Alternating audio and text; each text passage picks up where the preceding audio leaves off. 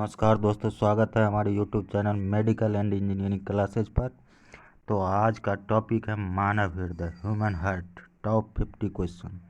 यकीन मानिए इस क्वेश्चन को बनाने के बाद आपको हार्ट से जितने भी किसी भी एग्ज़ाम में क्वेश्चन पूछे जाते हैं इससे बाहर नहीं रहेगा, ये मेरा गारंटी है। तो चलिए शुरू करते हैं आज का टॉपिक, ह्यूमन हार्ट के टॉप 50 क्वेश्चन जो बार बार एग्ज़ाम में पूछे जाते हैं। ये सभी एग्ज़ाम, सभी कम्पिटिटिव एग्ज़ाम के लिए ज़रूरी होता है। तो चलिए शुरू करते हैं आज का टॉपिक। और एक छोटी सी रिक्वेस्ट, यदि हमारे चैनल को सब्सक्राइब नहीं किए हैं तो प्लीज़ जाके सब्सक्राइब कर लें और बेल आइकन को दबा दें। तो चलिए शुरू करते हैं आज का टॉपिक, ह्यूमन हार्ट। शुरू करते हैं क्वेश्चन नंबर 1 से। Medical and engineering classes, human heart, most objective 50 MCQ for all examination. चलिए पहला क्वेश्चन है, हृदय तथा उसकी बीमारी के अध्ययन को क्या कहते हैं? हृदय तथा उसकी बीमारी के अध्ययन को क्या कहते हैं? तो हमारा आंसर हो जाएगा कार्डियोलॉजी।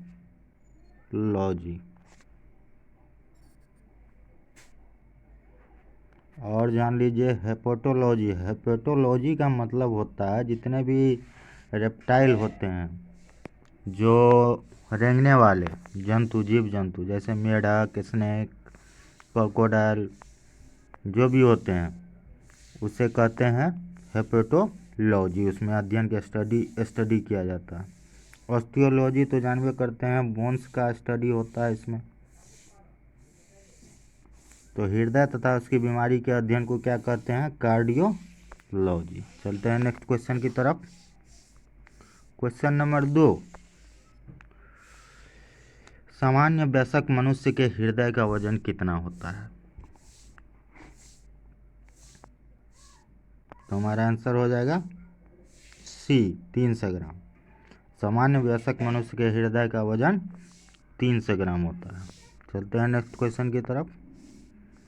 हृदय को घेरे रहने वाली झिल्ली, जिसको इंग्लिश में मेम्ब्रेन बोला जाता है, को क्या कहा जाता है? हृदय को घेरे रहने वाली झिल्ली को क्या कहा जाता है? तो हमारा आंसर हो जाएगा पेरिकार्डियम झिल्ली। चलते हैं नेक्स्ट क्वेश्चन की तरफ। रक्त दाब का नियंत्रण यानी कि ब्लड प्रेशर का कंट्रोल कौन सी ग्रंथि करती है? रक्त दाब का नियंत्रण कौन सी ग्रंथि करती है? ब्लड प्रेशर का नियंत्रण कौन सी ग्रंथि करती है? तो हमारा ऑप्शन हो जाएगा सी, उपयुक्त दोनों, एड्रिनल ग्रंथि, अधिवृक्क ग्रंथि। अधिवृक्क ग्रंथि को ही इंग्लिश में एड्रिनल ग्रंथि कहा जाता है।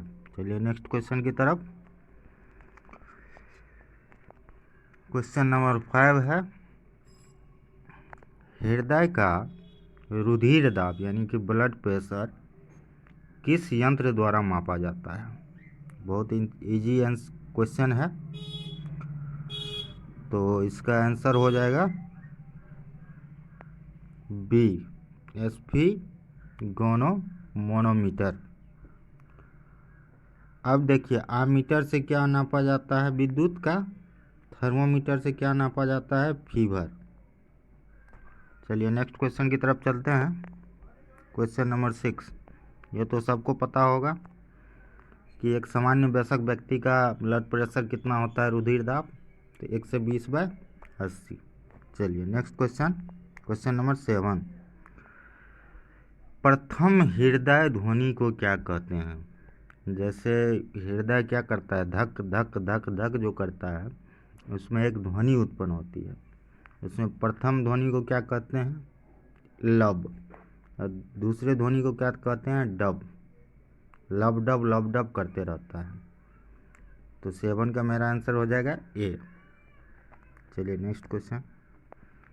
नेक्स्ट क्वेश्चन में वही है, दूसरी हृदय ध्वनि को क्या कहते हैं? तो dub. Next question, question number 9,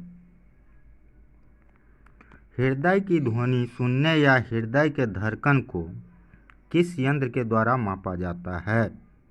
हृदय की ध्वनि सुनना या हृदय के धड़कन को, हार्ट बीट जो मापते हैं हम लोग, उस इंस्ट्रूमेंट यंत्र का क्या नाम है?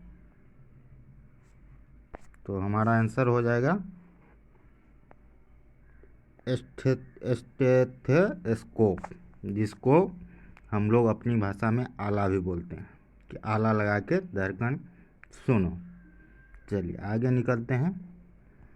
क्वेश्चन नंबर 10, हृदय की धड़कन को उत्तेजित करने वाला हार्मोन कौन सा है? हृदय की धड़कन को उत्तेजित करने वाला हार्मोन कौन सा है? तो हमारा आंसर हो जाएगा थायरोक्सिन। चलिए आगे चलते हैं। हृदय की गतिविधि मापने वाले यंत्र को क्या कहा जाता है? हृदय की गतिविधि की हृदय का कैसे वर्क कर रहा है उसको मापने वाले यंत्र को क्या कहते हैं, इंस्ट्रूमेंट को क्या कहते हैं? तो हमारा आंसर हो जाएगा ईसीजी। और यहाँ पर ईसीजी का फुल फॉर्म क्या होता है? इलेक्ट्रोकार्डियोग्राफी। इलेक्ट्रोकार्डियोग्राफी ये होता है ईसीजी का फुल फॉर्म। और ईईजी से क्या होता है? ब्रेन की गतिविधि को मापा जाता है। और एस्फोगैनोमैनोमीटर से क्या मापा जाता है? अभी अभी आपको बताए हैं, क्या मापा जाता है? Heart beat. चलिए आगे बढ़ते हैं। वीनस हृदय यानी कि वेंस हार्ट किसके हृदय को कहा जाता है? वेंस हार्ट किसके हृदय को कहा जाता है? तो हमारा आंसर हो जाएगा मछली के हार्ट को क्या कहा जाता है? Veins heart. चलिए आगे बढ़ते हैं। क्वेश्चन नंबर 13 है, निम्न में से किसके हृदय का प्रारंभिक पेसमेकर कहा जाता है? ये सब पेसमेकर का नाम है। जो प्रारंभिक पेसमेकर होता है उसको क्या कहा जाता है? SA node, AB node, SS node या एस नोड? तो हमारा आंसर हो जाएगा एसए नोड। इसका फुल नेम होता है साइनो आर्टियल। ये प्रारंभिक पेसमेकर होता है। चलिए नेक्स्ट क्वेश्चन की तरफ। रक्तचाप यानी कि ब्लड प्रेशर को सामान्य से अधिक होना क्या कहलाता है? जब ब्लड प्रेशर का सामान्य वैल्यू होता है 120/80 Hg/mm, तो यदि वो 120/80 से बढ़ जाए तो उसको क्या कहा जाता है? तो ये हो जाएगा हाइपर टेंशन। चलिए नेक्स्ट क्वेश्चन की तरफ चलते हैं। रक्तचाप ब्लड प्रेशर को सामान्य से यदि कम होना क्या कहलाता है? सामान्य से ज़्यादा होना क्या कहलाता है? हाइपरटेंशन। यदि सामान्य से कम हो जाए तो क्या कहलाएगा? हाइपोटेंशन।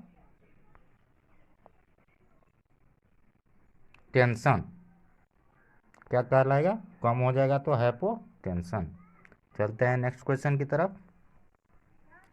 क्वेश्चन नंबर 16 है, हृदय के धड़कन यानी कि हार्ट बीट का सामान्य से अधिक होना क्या कहलाता है? हार्ट बीट यदि सामान्य से अधिक हो जाए तो उसको क्या कहेंगे? तो उसको कहेंगे टेकीकार्डिया। चलिए नेक्स्ट क्वेश्चन की तरफ। हृदय के धड़कन यानी कि हार्ट बीट का सामान्य से कम होना क्या कहलाता है? सामान्य से अधिक होना टेकीकार्डिया, सामान्य से कम होना क्या कहलाता है? ब्रेडीकार्डिया। चलिए नेक्स्ट क्वेश्चन पे चलते हैं। संकुचन चरण के दौरान अधिकतम दबाव जिस पर मुख्य धमनी के माध्यम से हृदय ब्लड को छोड़ देता है उसे क्या कहते हैं? तो उसे कहते हैं, हमारा आंसर हो जाएगा सिस्टोलिक दबाव। क्या हो जाएगा आंसर? सिस्टोलिक दबाव। चलिए चलते हैं नेक्स्ट क्वेश्चन की तरफ, क्वेश्चन नंबर 19। नंबर 19 है, हृदय के रिलैक्स या विस्तार चरण के दौरान धमनियों के न्यूनतम दबाव को क्या कहा जाता है? तो हमारा आंसर हो जाएगा बी, डायस्टोलिक दबाव। चलिए नेक्स्ट क्वेश्चन की तरफ, क्वेश्चन नंबर 20। मनुष्य के एक धड़कन में लगने वाला समय क्या होता है? जैसे धक धक जो करता है, तो एक धड़कन से दूसरी धड़कन के बीच के समय कितना हो जाएगा? 0.8 सेकेंड। तो मेरा आंसर हो जाएगा बी, कि एक धड़कन में लगने वाला समय 0.8 सेकेंड होता है। चलिए नेक्स्ट क्वेश्चन की तरफ, क्वेश्चन नंबर 21। जार्विक सेवन क्या है? जार्विक सेवन क्या है? तो हमारा आंसर हो जाएगा कृत्रिम हृदय। जो आर्टिफिशियल हार्ट बनाया जाता है उसको कहते हैं जार्विक सेवन। चलिए नेक्स्ट क्वेश्चन। हृदय की धड़कन को क्या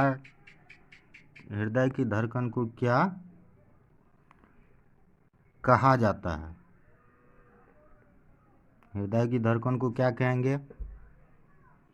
22 का आंसर हो जाएगा सी, हृदय गति। हृदय की धड़कन को क्या कहेंगे? हृदय गति। चलिए आगे बढ़ते हैं।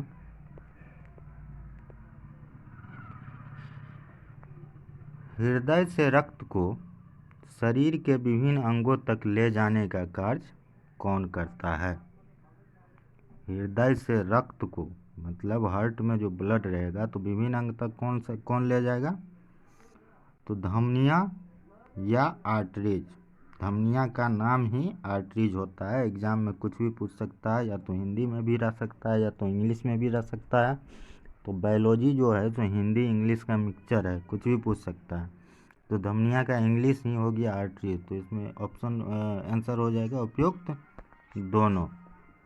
चलते हैं नेक्स्ट क्वेश्चन की तरफ, क्वेश्चन नंबर 24।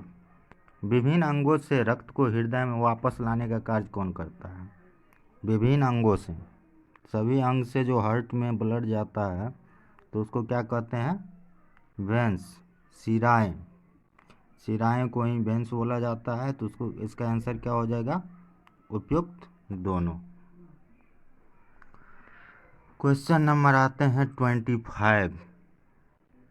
रक्त का समस्त शरीर में परिभ्रमण को क्या कहा जाता है? रक्त का जो सर्कुलेशन होता है पूरे शरीर में उसको क्या कहा जाता है? तो वो सर्कुलेटरी सिस्टम के अंतर्गत आता है, जिसका हिंदी होता है परिसंचरण तंत्र। तो उपयुक्त दोनों आंसर हो जाएगा। नेक्स्ट क्वेश्चन की तरफ बढ़ते हैं। मानव शरीर में शुद्ध रक्त किसको बोलते हैं? जिसमें ऑक्सीजन युक्त हो, ऑक्सीजनेटेड ब्लड को शुद्ध ब्लड बोला जाता है। रक्त फेफड़ों से कहाँ पहुँचता है? जो फेफड़ों में जाता है ब्लड, तो उसके बाद कहाँ जाता है? फेफड़े से डायरेक्ट कहाँ जाएगा? आपको हार्ट में चला जाएगा, यानी कि हृदय में चला जाएगा। नेक्स्ट क्वेश्चन की तरफ बढ़ते हैं, क्वेश्चन नंबर 27। बॉम्बे रक्त समूह को और किस नाम से जाना जाता है? देखिए, बॉम्बे रक्त समूह, यहाँ पर गलत हो गया ऑप्शन। यहाँ पर हो जाएगा OH या HH। ठीक है, OH या HH। तो बॉम्बे रक्त समूह वो समूह है कि ये क्या है कि एक आदमी था बॉम्बे का, सुन लीजिए, एक आदमी था बॉम्बे का जिसका ब्लड ग्रुप जब चेक किया गया तो AB इसमें से कोई भी, जितना भी ब्लड ग्रुप है उसमें से कोई भी ब्लड ग्रुप नहीं आया। तो उसको कौन सा ब्लड नाम दिया गया? OH या HH। तो इसमें आंसर हो जाएगा उपयुक्त दोनों। चलते हैं नेक्स्ट क्वेश्चन की तरफ। RH एंटीजन, RH का फुल नेम होता है रीसस, जो बंदर में पाया जाता है। RH एंटीजन से प्रभावित बच्चे की गर्भाशय में या जन्म के तुरंत बाद मृत्यु हो जाना, इसे क्या कहते हैं? तो हमारा आंसर हो जाएगा ए, एरिथ्रोब्लास्टोसिस फेटाइलिस। चलिए नेक्स्ट क्वेश्चन की तरफ चलते हैं। मानव शरीर में आरबीसी की अधिकता सामान्य से ज़्यादा हो जाने से कौन सा रोग होता है? आरबीसी रेड ब्लड सेल यदि बढ़ जाए मानव शरीर में तो कौन सा बीमारियां होगा? तो ये हो जाएगा पॉलीसाइथेमिया। चलते हैं नेक्स्ट क्वेश्चन की तरफ। मानव शरीर में यदि आरबीसी कम हो जाए तो उससे कौन सा रोग होता है? रेड ब्लड सेल यदि घट जाएगा तो कौन सा होगा बीमारी? तो ये हो जाएगा रक्तताल्पता या एनीमिया। रक्तताल्पता का ही इंग्लिश वर्ड है एनीमिया। तो ये हो जाएगा सी, उपयुक्त दोनों। नेक्स्ट क्वेश्चन की तरफ चलते हैं। मानव शरीर में आरबीसी की अधिकता से कौन सा रोग होता है? मानव शरीर में यदि आरबीसी बढ़ जाए तब कौन सा रोग होगा? ल्यूकेमिया। चलते हैं आगे। मानव शरीर में डब्ल्यूबीसी यानी कि व्हाइट ब्लड सेल की कमी से कौन सा रोग होता है? तो आंसर हो जाएगा ल्यूकोपीनिया। चलिए आगे बढ़ते हैं। कोलेस्ट्रॉल को जमने के कारण धमनियों की कठोरता को क्या कहते हैं? जब कोलेस्ट्रॉल जम जाता है तो धमनियाँ कठोर हो जाती है, तो उसको क्या कहा जाता है? एथीरोस्क्लेरोसिस। चलिए आगे बढ़ते हैं। 34। धमनी और शिराओं सहित रक्त परिसंचरण तत्व यानी कि ब्लड सर्कुलेटरी सिस्टम का अध्ययन विज्ञान की किस शाखा से में किया जाता है? तो 34 का आंसर हो जाएगा मेरा ए, फिजियोलॉजी। जैसे कि आप लोग भी फिजियोलॉजी एनाटॉमी पढ़ते हैं, तो ये फिजियोलॉजी में रखा गया है ब्लड सर्कुलेटरी सिस्टम को। चलिए आगे बढ़ते हैं। 35। एंजियोलॉजी का जनक कौन है? एंजियोलॉजी का जनक कौन है? तो ऑप्शन हो जाएगा डी, विलियम हार्वे। चलिए नेक्स्ट क्वेश्चन की तरफ चलते हैं। रक्त का अध्ययन क्या कहलाता है? स्टडी ऑफ ब्लड क्या कहलाता है? सबसे इजी क्वेश्चन। तो हमारा आंसर हो जाएगा हीमेटोलॉजी। चलिए नेक्स्ट क्वेश्चन की तरफ चलते हैं। हृदय की मरमर मतलब फुसफुसाहट से क्या पता चलता है?